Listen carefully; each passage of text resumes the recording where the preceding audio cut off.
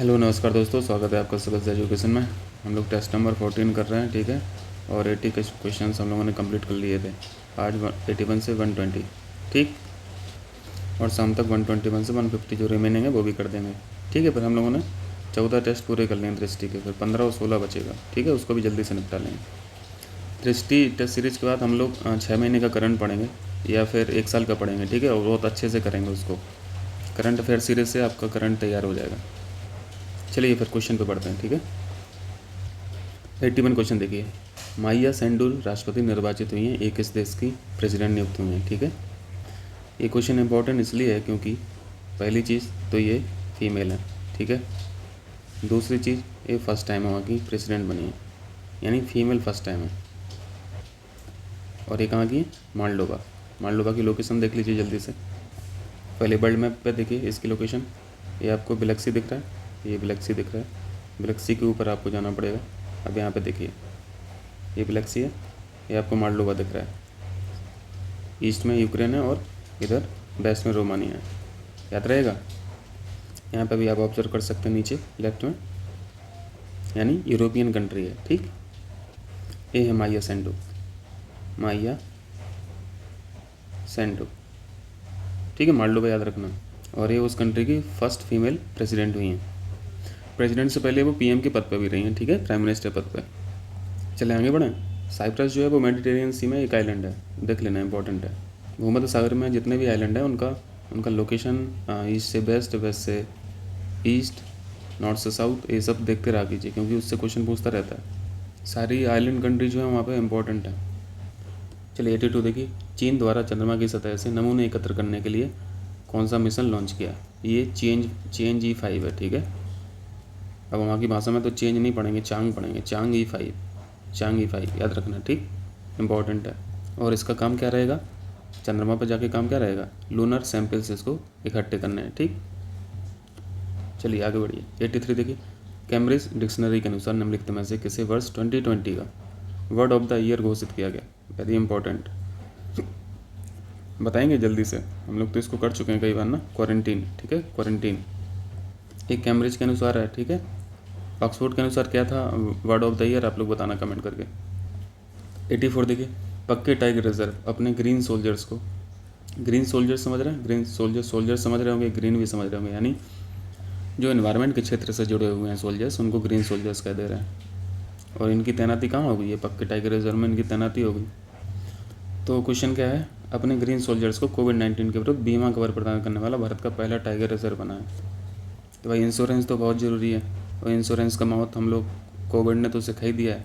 कौन कब टपक जाए कुछ पता ही नहीं चलता। तो इसमें क्या जानना है हम लोगों को? एक तो पक्के टाइगर रिजर्व है कहाँ, इसकी लोकेशन कहाँ है? ये अरुणाचल प्रदेश का है, ठीक है, फर्स्ट थिंग, अरुणाचल प्रदेश याद रखना। और पक्के टाइगर रिजर्व जो जाना जा रहा है वो जाना जाता है हॉर्नबिल के लिए, ठीक है। हॉर्नबिल एक पक्षी है, इसको याद रखना। और ग्रेट हॉर्नबिल जो है वो अरुणाचल प्रदेश का राजकीय पशु भी है, पक्षी है, ठीक है। और IUCN की लिस्ट में, IUCN की लिस्ट में से वल्नरेबल दिखाया है। वल्नरेबल, वल्नरेबल समझ रहा है? सुवेद, ठीक है, मैं लिख दे रहा हूँ यहाँ पर, सुवेद। जो हॉर्नबिल का हैबिटेट है ना वो पक्के टाइगर रिजर्व है, ठीक। इसको देखिए, ये पक्के टाइगर रिजर्व दिख रहा है आपको, ये वाला, ठीक है। और ये कहाँ पे? अरुणाचल प्रदेश में, अरुणाचल प्रदेश में, ठीक है, याद रहेगा। ये काजीरंगा, ओरांग, मानस, ये सब आसाम के हैं नेशनल पार्क, ये भी इंपॉर्टेंट है। चलिए वापस क्वेश्चन पे चलते हैं।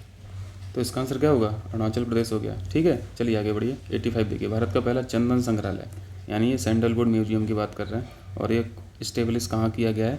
पहला, सही है, म्यूज़ियम बन गए। आप लोग वहाँ पर जाएंगे, अवेयर होंगे चंदन के बारे में, चंदन की लकड़ी के बारे में, उसके इंपॉर्टेंस के बारे में। और जिसको खेती किसानी करनी होगी सैंडलवुड की, तो वो भी जाके वहाँ पे इंफॉर्मेशन गैदर कर सकते हैं। तो ख़ासतौर से किसानों के लिए ही है ये, यानी फार्मर्स को अवेयर करना है चंदन के बारे में, ठीक है। यहाँ पे मैं लिख दे रहा हूँ।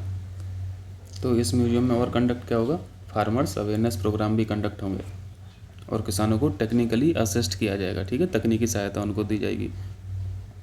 मार्केटिंग के बारे में बताया जाएगा कि मार्केटिंग कैसे करना है, उसको ईज कैसे बनाया, आसान कैसे बनाया, चंदन में होने वाले रोगों के बारे में, मतलब हर तरीके से अवेयर किया जाएगा किसानों को, ताकि वो भी इसकी कृषि खेती कर सकें और चंदन के बारे में जानते हैं, इसके इम्पोर्टेंस हर क्षेत्र में है और ये बहुत कॉस्टली बिकता भी है।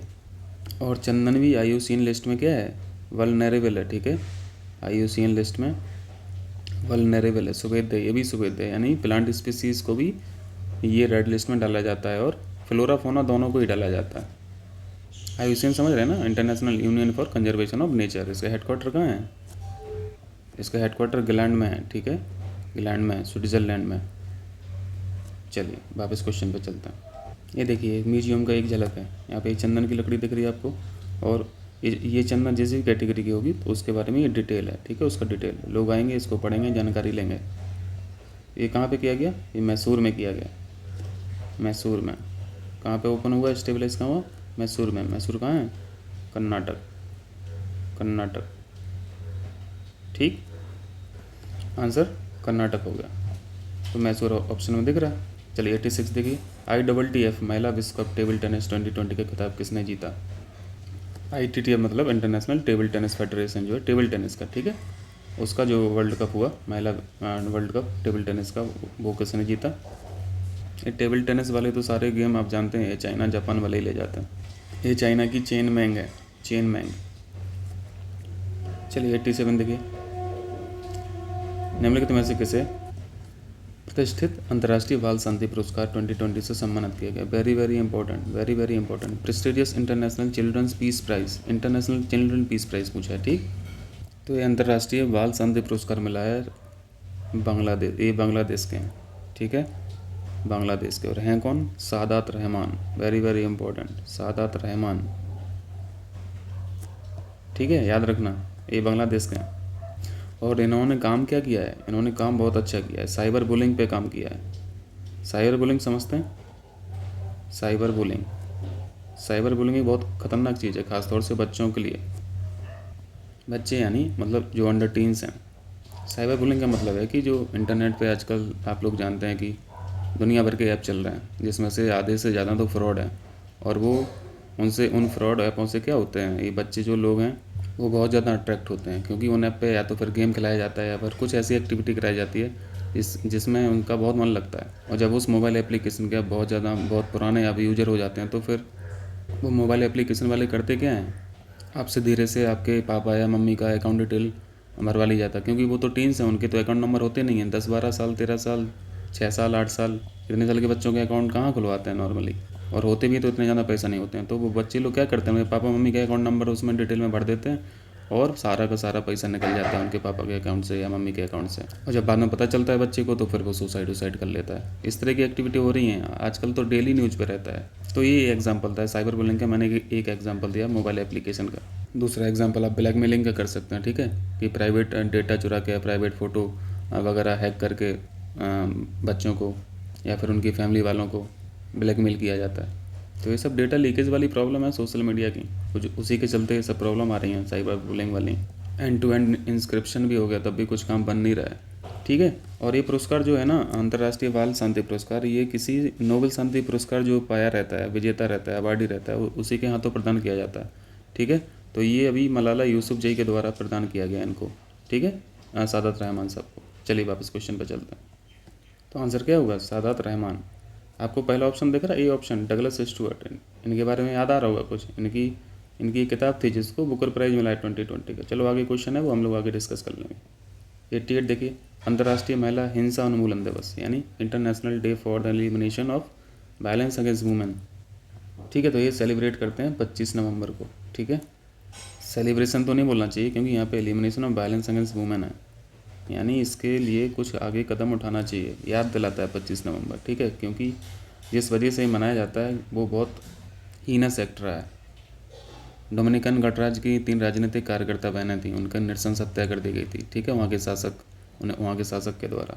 तो उन्हीं के रिस्पेक्ट में, उन बहनों के रिस्पेक्ट में ये सेलिब्रेट किया जाता है, ठीक है। इस बार की थीम इम्पोर्टेंट है, थीम देख लीजिए। थीम में आपको ये दिख रहा है, orange the world, fund, respond, prevent और कलेक्ट। याद रहेगा, याद नहीं रहेगा तब भी कोई बात नहीं, लेकिन एक नज़र देखे रहिए ताकि ऑप्शंस में आके कुछ तो लिंक कर जाए। Orange the world, fund, respond, prevent, collect, ठीक। चलिए 89 देखिए, 89 में your best day is today, your best day is today पुस्तक किसने लिखी है? ये कुछ बुक्स हैं अनुपम खेर साहब की, ये जान लीजिए। Your best day is today किसने लिखी है? अनुपम खेर साहब ने, ठीक है। इनकी एक किताब और है जो न्यूज़ में अक्सर रहती है, the best thing about you, the best thing about you is you, ठीक है। ये भी अनुपम खेर साहब की है, ठीक। एक बुक और है, ये भी जान लीजिए, lessons life taught me unknowingly, lesson life taught me unknowingly, ठीक है। And autobiography of bye Anupam Kher, यानी ये तो इन्हीं की ऑटोबायोग्राफी है, ठीक। तो इसका आंसर क्या हो गया? अनुपम खेर साहब। चलिए 89 देखिए, 89 हो गया, 90 कीजिए। विश्व में सबसे लंबे समय तक सेवारत रहे प्रधानमंत्री प्रिंस खलीफा बिन सलमान अल, ये कहाँ के खलीफा थे? ये बहरीन के थे, ठीक है, जिनका सबसे ज़्यादा लॉन्गेस्ट सर्विंग ये प्राइम मिनिस्टर रहे हैं world longest serving prime minister, important है, ठीक। बहरीन के सुल्तान का याद नाम रखना, सलमान का, खलीफा का। चलिए 91 देखिए, सहकार प्रज्ञा कार्यक्रम शुरू किया गया। सहकार प्रज्ञा है क्या है? ये कार्यक्रम क्या है? यहाँ पे हम लोग को बस एक चीज़ जान लेनी है, यहाँ पे कोऑपरेटिव सोसाइटी को मैं यहाँ पे लिख दे रहा हूँ, यानी सहकारी समितियों को ट्रेन करना है, सहकारी समितियों को ट्रेनिंग देनी है। और किसकी ट्रेनिंग देनी है? कॉपरेशन की। और ये ट्रेनिंग मॉड्यूल जो चल रहे हैं, ट्रेनिंग मॉड्यूल, ये गांव में जो एक्टिव हैं सहकारी समितियाँ, उन सहकारी समितियों को ट्रेनिंग देनी है, ताकि वो फिर किसानों को फ़ायदे और घाटे के बारे में बता सकें, कृषि से संबंधित जो भी रिस्क रहती हैं उनके बारे में वो उनकी हेल्प कर सकें, ठीक है। इतना सा काम है सहकार प्रज्ञा का। यहाँ पे हम लोगों ने किसानों का नाम लिया, ठीक है, सहकारी समितियों का नाम लिया और ट्रेनिंग मॉड्यूल का नाम लिया। तो यहाँ पे कृषि और किसान कल्याण मंत्रालय द्वारा ये कार्यक्रम शुरू किया गया, ठीक। कोऑपरेटिव सोसाइटी या कॉन्स्टिट्यूशन में कहाँ पे हैं, जल्दी से बताएंगे? पार्ट कौन से पार्ट में है? पार्ट 9B में है, ठीक है। 243 आर्टिकल आगे देखना, इसी में आपको पंचायती राज, नगर पालिकाएँ और कोऑपरेटिव सोसाइटी सब मिल जाएगा। चलिए 92 देखिए, डिस्प्यूटेड एरिया, डिस्प्यूटेड क्षेत्र जो है कौन? नागोर्नो करबाख के लिए नवंबर 2020 शांति समझौता किया गया, एक पीस एग्रीमेंट हुआ। और ये जो डिस्प्यूट है वो किस किस देश के बीच में है? तो आओ जल्दी से देख लेते हैं। आ जाइए, यूरोप में आ जाइए, कैस्पियन सागर दिख रहा, कैस्पियन सागर के वेस्ट में देखिए, आर्मेनिया दिख रहा और अजरबैजान दिख रहा, ठीक है। आर्मेनिया और अजरबैजान का जो संयुक्त क्षेत्र है, यानी कुछ हिस्सा अजरबैजान में आता है और कुछ हिस्सा आर्मेनिया के क्षेत्र में आता है, इसको बोल रहे हैं नागोर्नो कराबाख, ठीक है। ये जो क्षेत्र है ये डिस्प्यूटेड है, ठीक है, इन दोनों देशों के बीच में। तो ये आर्मेनिया और अजरबैजान है। तो कौन सा ऑप्शन दिख रहा? अजरबैजान और आर्मेनिया, ठीक है, याद रहेगा। चलिए 93 देखिए, 93 में सरहद विस्तार विकास उत्सव 2020, सरहद विस्तार विकास उत्सव 2020 वाज इनॉग्रेटेड रिसेंटली। देखिए ये लॉन्च जो हुआ है वो गुजरात में हुआ है। पहली चीज़, चूँकि शब्द में सरहद लिखा है, ठीक है, यानी आप इंटरनेशनल बाउंड्री पे ही चले गए, ठीक है। तो इंटरनेशनल बाउंड्री के आसपास जो गांव हैं उन गांव में फैसिलिटीज़ को प्रोवाइड कराना है, बस इतना सा इसका पर्पज़ है।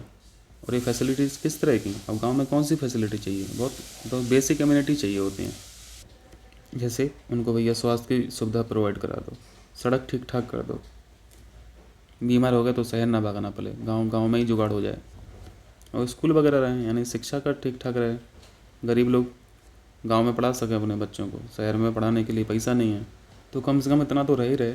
तो ये सब सुविधाएं जो इंटरनेशनल बाउंड्री के नज़दीक में जो गाँव है ना, यानी सरहद पे, उनको ये सुविधा प्रदान की जा रही है, ठीक है। और इंटरनेशनल बाउंड्री के आसपास जो हैं वहाँ पे कौन सा हॉस्पिटल खुले हैं? हॉस्पिटल थोड़ी ना खुले हैं, लेकिन वहाँ पे डिफेंस फोर्सेस तो हैं, BSF तो है, ठीक है, ITBP तो है, तमाम फोर्सेस हैं। तो इन फोर्सेस की, BSF की डिस्पेंसरी भी तो रहती है, इनके तो हॉस्पिटल रहते हैं ना कैंप के अंदर। तो ये जो सुविधाएं हैं स्वास्थ्य, सड़क, शिक्षा वाली, ये प्रोवाइड कराएंगे। एटलीस्ट जो डिस्पेंसरी से दवा वगैरह तो दे ही सकते हैं BSF जवान गाँव वालों को। और जो डिफेंस के लिए रोड बनाए जाते हैं वो कौन बनाता है? BRO बनाता है, बॉर्डर रोड ऑर्गेनाइजेशन।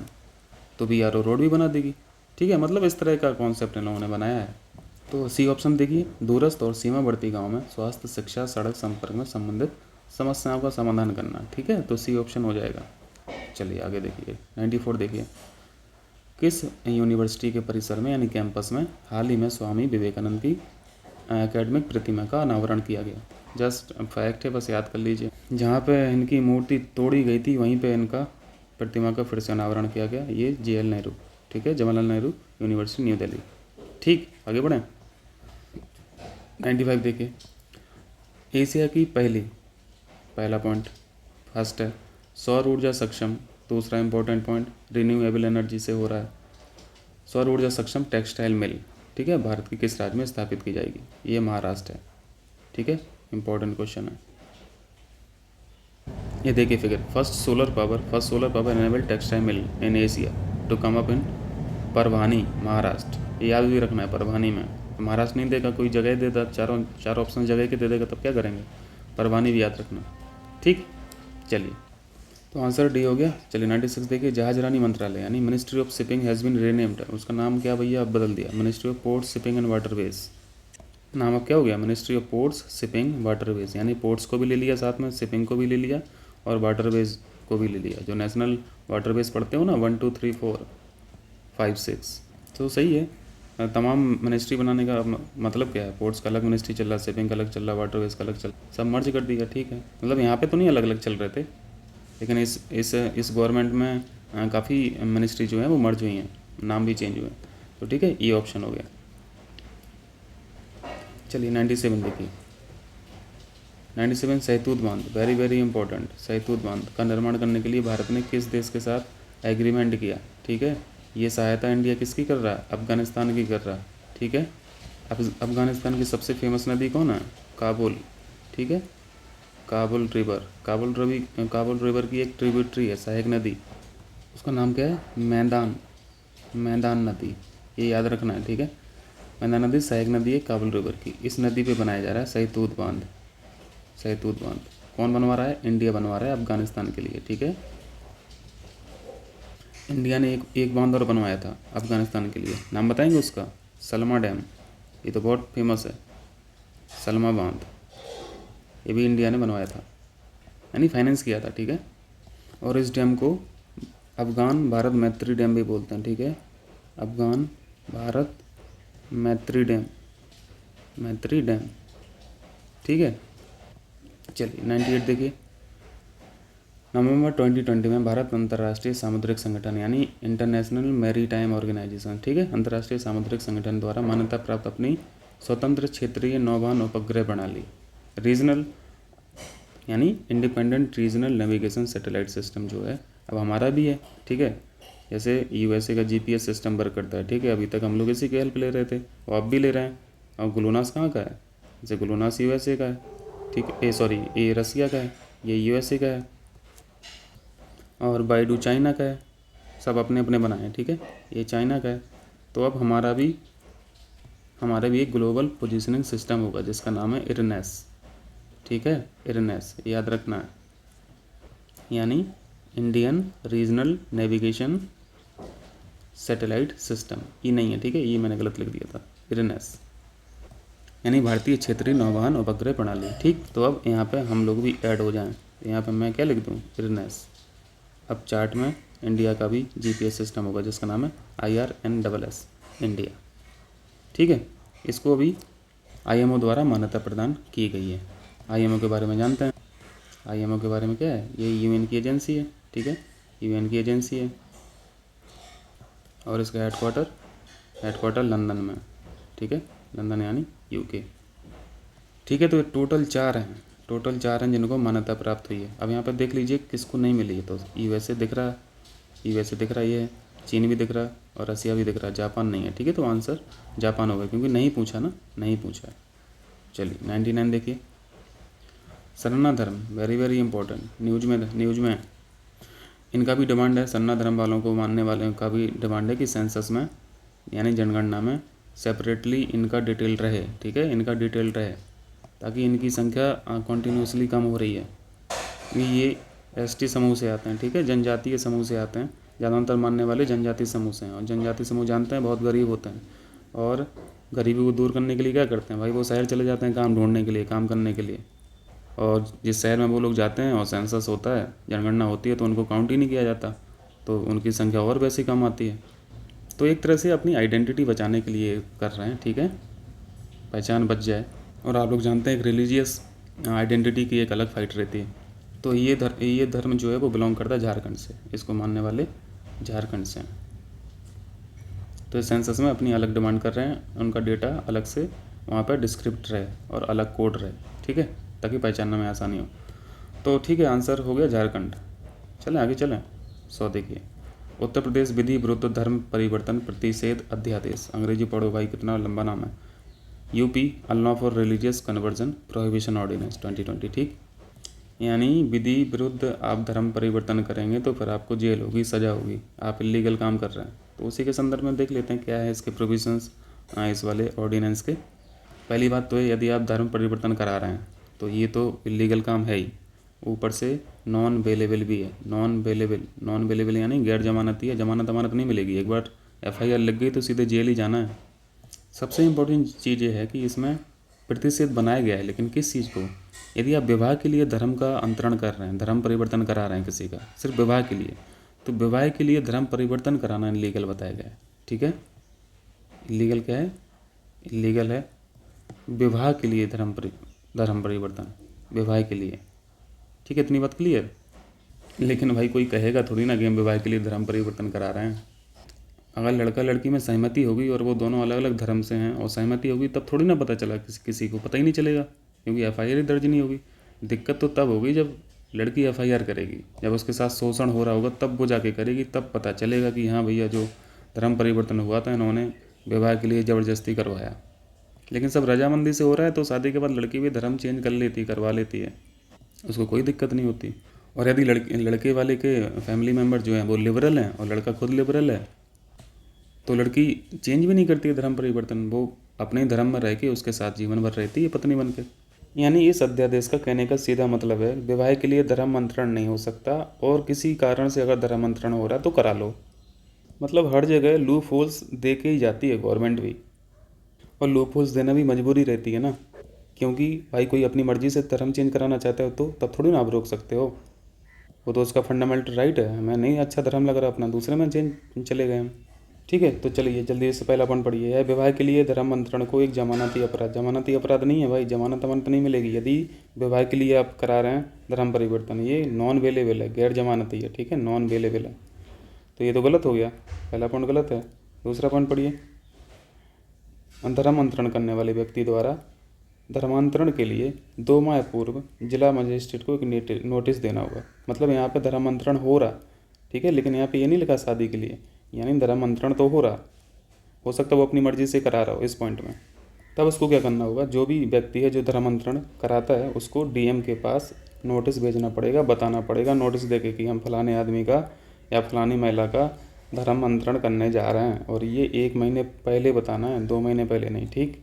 तो 2 महीने की वजह से गलत हो गया, ठीक है। तो इसके दोनों पॉइंट गलत हो गए, दोनों पॉइंट D ऑप्शन हो गया इसका, ठीक। आगे बढ़ें, चलिए 101 देखिए जल्दी से। भारत के SI सुपर कंप्यूटर परम सिद्धि के संदर्भ में हम लोग को बताना है। सबसे पहला सुपर कंप्यूटर कौन था? सबसे पहले सुपर कंप्यूटर भारत का परम था, ठीक है, परम 8000 पहली चीज़। और अभी प्रेजेंट में सबसे फास्ट जो सुपर कंप्यूटर है वो कौन है? फुगाकू। ये कहाँ का है? जापान का है, जापान वालों ने बनाया इसे, ठीक। तो एक समय ये था कि हम परम 8000 पे थे और आज समय है परम सिद्धि पे आ गए, ठीक है। और परम सिद्धि का जो रैंकिंग मिला है अभी वो अंडर 500 है, ठीक है, अंडर 500 जो सबसे शक्तिशाली कंप्यूटर हैं सुपर कंप्यूटर, उसमें हम लोग भी हैं। और रैंकिंग है हमारी 63, यानी बहुत ज़्यादा इम्प्रूवमेंट है, ठीक है। तो ये रैंकिंग 10वां बता रहे हैं, तो ये तो गलत हो गया, ठीक। ये सही है, शीर्ष 500 सबसे शक्तिशाली कंप्यूटर प्रणालियों की वैश्विक रैंकिंग में हमारा स्थान 63 है, ठीक। दूसरा पॉइंट बढ़िए, यह विज्ञान और प्रौद्योगिकी विभाग इलेक्ट्रॉनिक्स एवं सूचना प्रौद्योगिकी मंत्रालय के सहयोग से संयुक्त रूप से विकसित किया गया है। और ये टेक्निकल काम है तो कौन करेगा? यही तो करेगा, साइंस एंड टेक्नोलॉजी डिपार्टमेंट ही तो करेगा, जो मिनिस्ट्री ऑफ माइटी, इसको माइटी बोला करो, ठीक है, मिनिस्ट्री माइटी, ये mighty ministry of electronics and information technology, ठीक है, टेक्नोलॉजी वाला भाई है लास्ट में। और ये इंस्टॉल्ड कहाँ है? ये परम सिद्धि इंस्टॉल कहाँ है? CDEC में है, ठीक है। CDEC एक संस्था है जो पुणे में स्थित है, पुणे में, ठीक है। तो यहाँ पे पहला पॉइंट गलत हो गया था हम लोगों का, दूसरा पॉइंट ठीक है, यानी इसका केवल 2 हो जाएगा, ठीक। आगे बढ़ें, चलिए 102 देखिए, RTLAMP क्या है? देखो आपने एंटीजन टेस्ट कराया होगा, आपने एंटीबॉडी टेस्ट कराया होगा, आपने RT-PCR किया होगा। RT-PCR ये सब क्या है? ये कोरोना के टेस्ट है। कोरोना के टेस्ट थे। एक टेस्ट और ऐड कर लिए इसी लिस्ट में, एंटीजन, एंटीबॉडी और RT-PCR के बाद RT-LAMP। अब इसके द्वारा भी कोरोना टेस्ट होगा। अब तो किट भी मिल रही हैं, अमेज़ॉन पे किट भी आ रही हैं, गवर्नमेंट ने अलाउ कर दिया है। आप घर पे लाइए, आप अपना खुद से टेस्ट कर लीजिए, आपको कहीं जाने आने की ज़रूरत नहीं है। कितना जूझेगा इंसान भाई, ये बहुत ज़रूरी था। अब कम से कम लोग अपने आप टेस्ट कर तो लेंगे, पहले तो जाते नहीं थे डर के मारे, ताकि लिस्ट में नाम आ जाएगा, पूरे गांव को पता चल जाएगा, बेइज्जती होगी, एलियन समझेंगे, और वास्तव में समझा भी जाता था। ठीक, तो ये कोविड-19 का पता लगाने के लिए एक नई तकनीक है। ठीक है, आगे बढ़ें। चलिए 103 देखिए, पिनाका के बारे में आप लोग बहुत पहले से परिचित होंगे। ये मल्टी बैरल रॉकेट लॉन्चर है। ठीक है, मल्टी बैरल रॉकेट लॉन्चर है। और नॉर्मली जो मिसाइलों का जो परीक्षण किया जाता है वो कहाँ से किया जाता है? चांदीपुर से किया जाता है। ठीक है, चांदीपुर से। चांदीपुर कहाँ है? उड़ीसा में है। यानी लॉन्चिंग स्टेशन जो मिसाइल का है वो चांदीपुर उड़ीसा ही है। एक जगह है चांदीपुर, कहाँ पे? आइलैंड पे। वो आइलैंड का नाम बताएंगे? उसका नाम भी बदल दिया है, उसका नाम बताइए। ठीक है, उस आइलैंड का, जिस आइलैंड पे चांदीपुर जगह है। इसको देखिए, ये आपको दिख रहा है, ये हैं पिनाका। ठीक है, पिनाका कितने दिख रहे हैं? 12 दिख रहे होंगे। ठीक है, ये पूरा सिस्टम 12 मिसाइल्स का है, यही पिनाका मिसाइल है। और जिसमें ये रखे हैं उसे बोलते हैं बैरल। बैरल तो समझते होंगे ना, बंदूक की जो बैरल है, ऐसे इसके भी बैरल हैं। तो आपको मल्टी बैरल दिख रहे होंगे, 12 ठो दिख रहे हैं तो मल्टी हो गया। और ये 12 के 12 दग जाते हैं, फायर हो जाते हैं 44 सेकंड में। 44 सेकंड समय लगता है पूरा फायर करने में, 12 के 12 फायर करने में। और इसको DRDO ने बनाया है। ठीक है, DRDO ने डेवलप किया है। ठीक है, आगे बढ़ें। ये देखिए, आपको दिख रहे होंगे 12 आपको बैरल्स दिख रहे हैं। ठीक है, 12 मिसाइल दिख रही हैं। चलिए, और आपने इस मिसाइल को देख लिया। ठीक है, ऐसे लॉन्च करना था, और लॉन्च होने के बाद ये ऐसे ही फायर करेगी। ठीक है, यानी ये सरफेस मिसाइल है। ठीक, लेकिन इनिशियल वर्जन जो थे पिनाका के वो गाइडेड नहीं थे। ठीक है, गाइडेड नहीं थे, यानी दिशा निर्देशित नहीं थे। दिशा निर्देशित का मतलब समझ रहे हो ना? मतलब एक बार फायर कर दिए तो फायर कर दिए, फिर आप उस पर कंट्रोल नहीं कर सकते हो। ठीक है, कंप्यूटर के माध्यम से। तो अब पहला पॉइंट पढ़िए, यह सतह से सतह यानी सरफेस टू सरफेस, यहाँ तक सही है। फिर आगे लिखा है मार करने वाली निर्देशित मिसाइल प्रणाली, यानी गाइडेड मिसाइल प्रणाली। गाइडेड नहीं थी। ठीक है, अभी जो नया वर्जन बन रहा, अभी इसका नया वर्जन बन रहा पिनाका MK1, ये गाइडेड मिसाइल है। ठीक है, ये गाइडेड है। तो पहला पॉइंट गलत हो गया। दूसरा पढ़िए, इसे आयुध निर्माणी बोर्ड यानी ऑर्डिनेंस फैक्ट्री बोर्ड ने नहीं बनाया, इसे DRDO ने बनाया है। DRDO ने बनाया, तो ये भी गलत हो गया, यानी इसके दोनों पॉइंट गलत हैं। ठीक, आगे बढ़ें। चलिए 104 देखिए, आ प्रॉमिस्ड लैंड नामक पुस्तक किसने लिखी? इंपॉर्टेंट है। ठीक है, वेरी वेरी इंपॉर्टेंट है। ये बराक ओबामा साहब की है, बराक ओबामा साहब की। जल्दी से देख लीजिए, ये देखिए, आ प्रॉमिस्ड लैंड, बराक ओबामा दिख रहा? ठीक है, मैं थोड़ा और छोटा कर दूँ, अब दिख रहा होगा। ठीक है, याद रखना। कुछ बुक्स और हैं बहुत important, Shuggie Bain very very important. इनको बुकर प्राइज़ मिला अभी 2020 के लिए। ठीक है, इस बुक को 2020 का बुकर प्राइज़ मिला, मैं जूम कर दे रहा हूँ। 2020 का बुकर प्राइज़ किस किताब को? सगी वेन को। ठीक है, और इनका नाम आपको भूलना नहीं है, ये आपको क्वेश्चन मिलेगा ही मिलेगा। डगलस स्टुअर्ट का। ठीक, चलिए ये किताब और देख लीजिए जल्दी से। इट हैपेंस ये किसने लिखी है? भास्वर मुखर्जी साहब ने। स्टोरी ऑफ ह्यूमन रिलेशनशिप के बारे में उन्होंने बताया इस किताब में। ठीक, आगे बढ़ें। तो आंसर हो गया बराक ओबामा। चलिए 105 देखिए, भारत थाईलैंड समन्वित गश्ती यानी कॉरपेट के संदर्भ में हम लोग को बताना है। ये जो गश्ती ऑर्गेनाइज की गई है वो मलक्का स्टेट में की गई है। ठीक है, मलक्का की जो जल डमरू पढ़ते हो आप लोग, मलक्का स्टेट, यहाँ पे लिख दे रहा हूँ, मलक्का स्टेट में। ठीक है, और ये 30वां एडिशन था, मतलब 30 बार हो चुका है। देखो ये क्वेश्चन जो है ना वो आप कॉमन सेंस से कर सकते हैं। इसको पढ़िए, दूसरे वाले पॉइंट को। आपने अगर इस पॉइंट को सही माना है, 30वां संस्करण, ठीक है 30वां संस्करण मान लिया। दूसरे पॉइंट में लिखा 2010 से एक वर्ष में 2 बार ये ऑर्गेनाइज करा रहे हैं। 2010 से 2021 आ गया। ठीक है, यानी 11 साल, और हर साल ये 2 बार बोल रहे हैं, यानी 22 बार हो चुका होगा, है ना? 22 बार हो चुका होगा। और 2010 से शुरू कर रहे तो 22वीं बारी तो हुआ, यानी ये 22वां एडिशन होना चाहिए, लेकिन यहाँ तो 30 लिखा, यानी ये गलत लिखा है। या तो ये पॉइंट गलत है या तो फिर ये पॉइंट गलत है। ठीक है, मतलब इस तरह से आप सोच सकते हैं। मतलब आपने एक पॉइंट इसमें, इन दोनों में से कोई एक पॉइंट तो गलत है, ये आपने जान लिया। ठीक है, तो फिर हम लोग सही करेक्ट आंसर पर चलते हैं। तो ये 2010 से नहीं ऑर्गेनाइज किया जा रहा है, ये 2005 से किया जा रहा है। ठीक है, 2005 से किया जा रहा है, हर साल में 2 बार होता है, ये पॉइंट ठीक है। 2010 गलत था, अब 2005 से 2 बार कराओगे तो आ जाएगा 30वां संस्करण। ठीक, तो पॉइंट नंबर 2 सही है, ये सॉरी गलत है, और 1 नंबर सही है। ठीक, आगे बढ़ें, तो केवल 1 सही है। मलक्का जल्लामरू कहाँ पे है, जल्दी से बताएंगे। ये देखिए स्टेट ऑफ मलक्का, मैं जूम कर दे रहा हूँ, अब दिख रहा है। ये क्या है, ये जकार्ता इंडोनेशिया का, ठीक है, और ये मलेशिया है। ये जो पैसेज दिख रहा है, पानी का चैनल दिख रहा है, ये है स्टेट ऑफ मलक्का।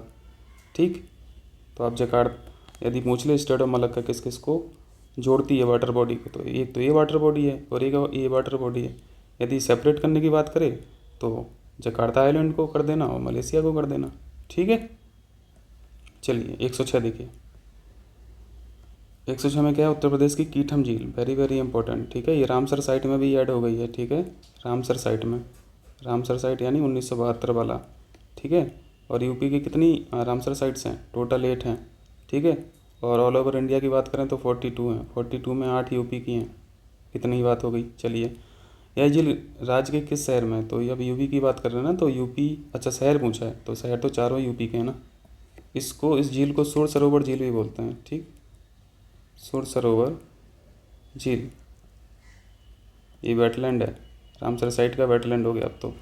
और कीठम झील या सुर सरोवर झील ये आगरा की है। ठीक है, आगरा में इम्पोर्टेंट है।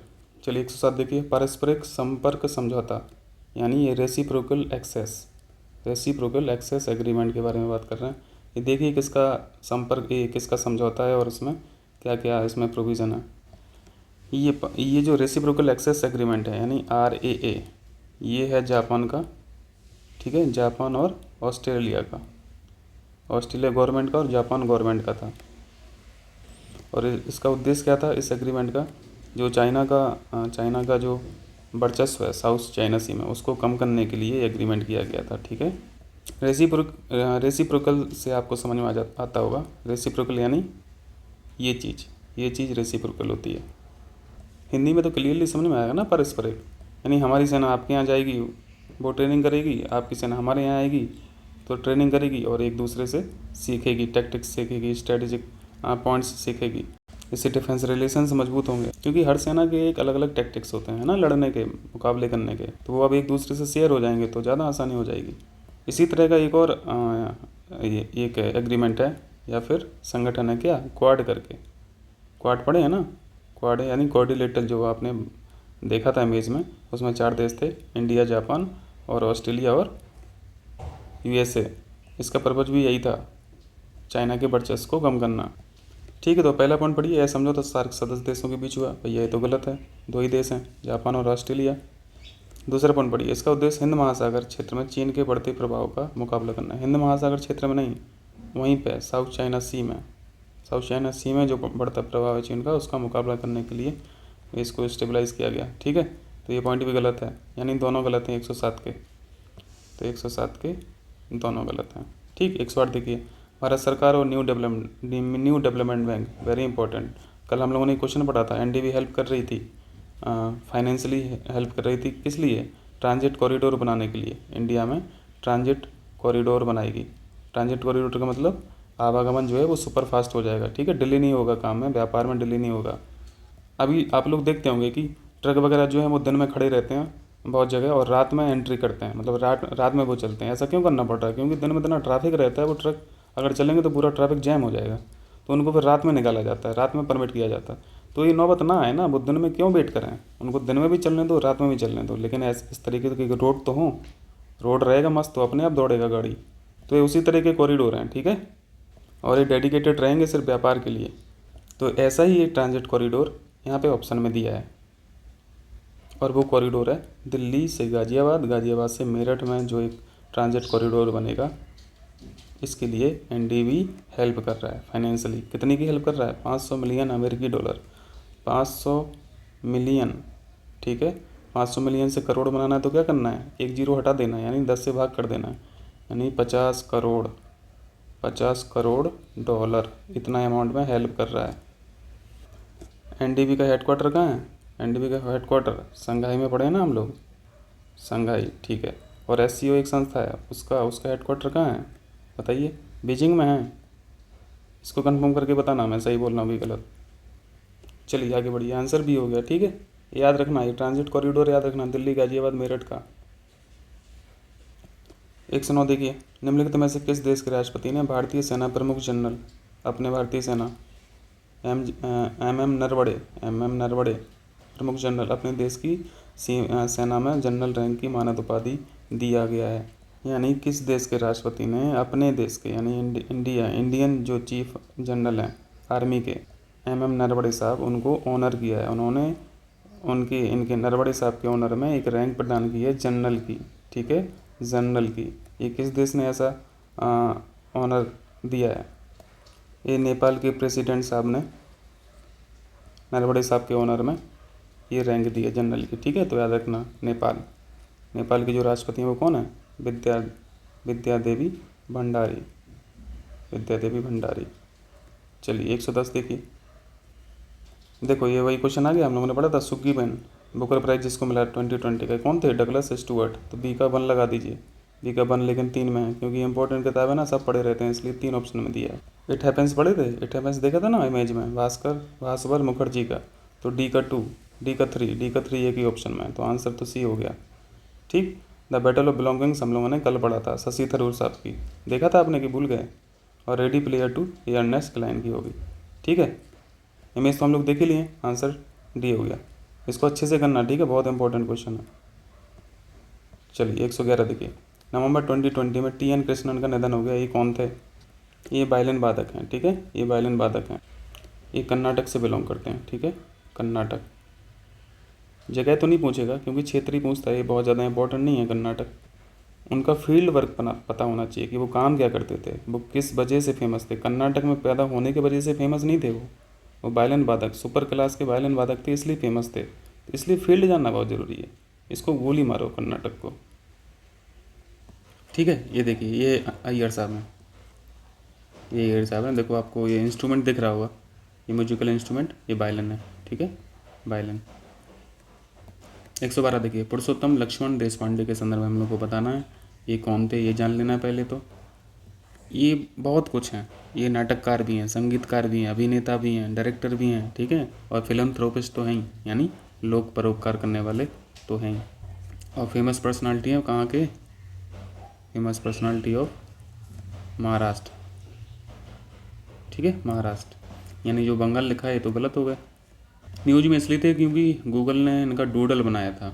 डूडल समझते होंगे ना, जहाँ पे गूगल लिखा रहता है, उसी गूगल को वो ऐसे फॉर्मुलेट करते हैं कि इनका तस्वीर या फिर इनका कुछ भी इनकी रचना वहाँ पे शो होती है, ठीक है। ज़्यादातर केस में तो पिक्चर ही दिखती है डूडल में, तो गूगल ने इनका डूडल बनाया था, इसलिए ये न्यूज में थे, इसलिए क्वेश्चन है, तो हम लोग को जान लेना है। और 101 भी जयंती पे बनाया था, 101 जयंती पे बनाया था ये डूडल, 100वें पे नहीं, तो ये पहला गलत हो गया और दूसरा भी गलत हो गया।